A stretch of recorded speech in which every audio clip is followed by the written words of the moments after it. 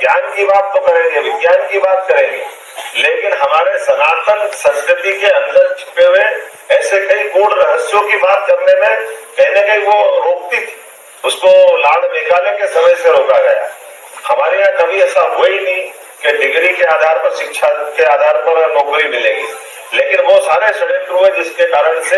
जिनको रामोत्सव मनाने में भी हमको रोका जाएगा। हम तो इस झंझट में पड़ गए, रामनवमी की छुट्टी होना चाहिए कि नहीं होना चाहिए, सरकार यही हाथ पकड़ती रहती है। अरे राम जी की छुट्टी करो तो अपनी जगह हो तो आप तिथि पे मना लेना, लेकिन वास्तव में राम जी के रहस्यों पे, राम जी का पूरा जीवन अनुकरणीय है, दुनिया के लिए अनुकरणीय है, उनके बारे में क्यों नहीं आने दिया आज तक, इसको हमको समझने वाली बात। जब हम संस्कार की बात करते हैं तो भगवान राम से ज्यादा कोई किसा नाम हो सकता है, जिनका प्रत्येक अलग अलग प्रकार का समय जिसमें उन्होंने गुजारा होगा।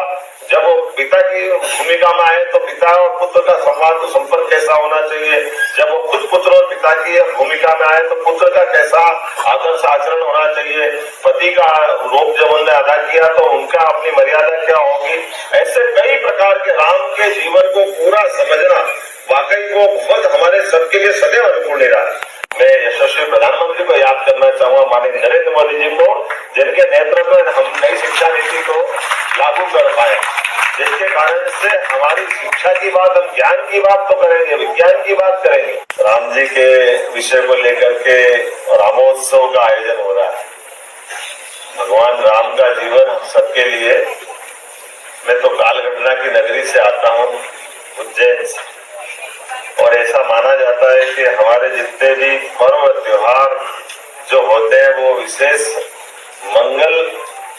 तिथि बनाने वाली अवस्था से ग्रह नक्षत्रों का योग होता है, तो जिसके कारण से वो हमारी मंगल तिथियां हमारे त्योहार में बदलती है, पर्व में बदलती है, और उसका आनंद हम सब लेते हैं। और ये 33 करोड़ देवी देवताओं में ऐसे बहुत सारे देवी देवता जिनका विशेष प्रकार से कोई अवस्था के आधार पर मानवीय जन्म हुआ होगा। मैं सारे विद्वानों के बीच में उस विषय पे उधर तो नहीं जाऊंगा, लेकिन ये एहसास मुझे जरूर है कि हमारे पास में दो देवता ऐसे हैं जिनके कारण से वो मंगल पर्व बन गए। वो उसमें भगवान श्री राम है और भगवान श्री कृष्ण है, जिनके कारण से वो तिथियां अपने आप में बदल करके पूरे देश के लिए मंगल पर्व के नाते से जानी जाती है। और मंगल के हमारे जितने भी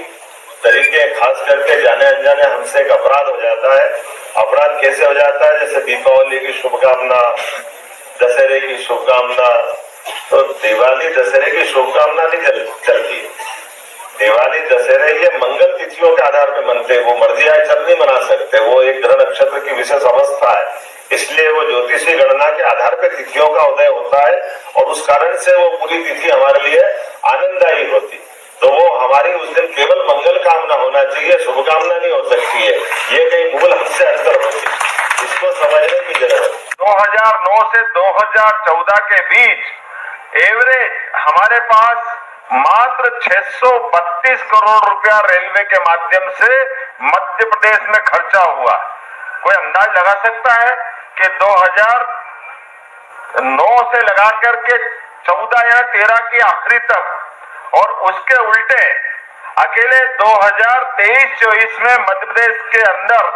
रेलवे अधोसंरचना के लिए, आधुनिकीकरण और विकास कार्यों के लिए माननीय मोदी जी ने 13,672 करोड़ रुपए की राशि दी।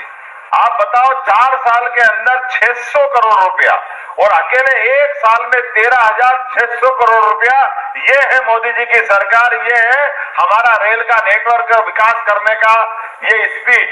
जिसके आधार पे हमारे अपने काम की पहचान बनती है। आज के इस अवसर पर अपने इस ट्रेनिंग इंस्टीट्यूट के लिए बधाई भी देना चाहता हूं, लेकिन अभी मुझे लगता है आपने इसका नाम नहीं रखा है। कहीं इसका नाम रख सकते हो तो ज्यादा अच्छा रहेगा, और हमारे यहाँ तो ट्रेडिशनल नाम है, अगर आप उनके नाम पर रखो तो बहुत अच्छी बात है। मैं तो सुझाव ही दे सकता हूँ, हमारे यहाँ नामों की कोई कमी नहीं है। विक्रमादित्य काल से लेकर राजा भोज के काल तक, चंड प्रद्योत से लेकर सम्राट अशोक तक, सबका संबंध उज्जैन से आया। उसके अलावा भी आप विद्वानों को जोड़िए और इस ट्रेनिंग इंस्टीट्यूट का कोई ना कोई नाम भी रखिए, और उम्मीद करता हूं कि अभी तो आपने लेफ्ट साइड में अपना विकास का नया कदम बढ़ाया। मैं अश्विनी जी से बात करूंगा और कोशिश करूंगा कि जो इसके राइट साइड का भी आपकी भूमि पड़ी है, यहाँ भी विकास का बड़ा अपना नया एक कोई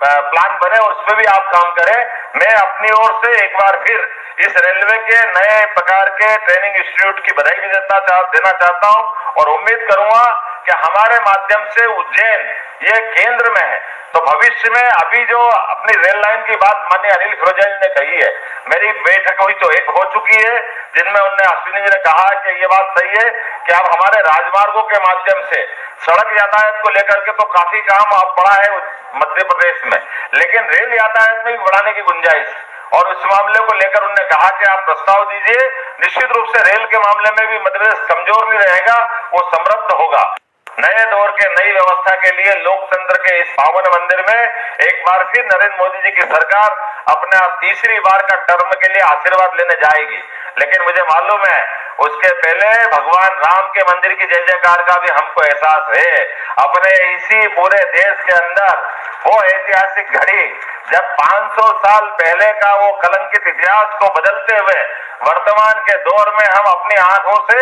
ये अपने चक्षुओं से वो क्षण को निहारेंगे, वो एहसास हमको होगा कि गर्भगृह में रामलला खुद विराजमान होंगे और रामलला के विराजमान होने वाली घटना को यहाँ के करोड़ करोड़ लोग, अरे कैसा आश्चर्य है, हमारे अपने देश के लोग तो लालायित है ही सही, लेकिन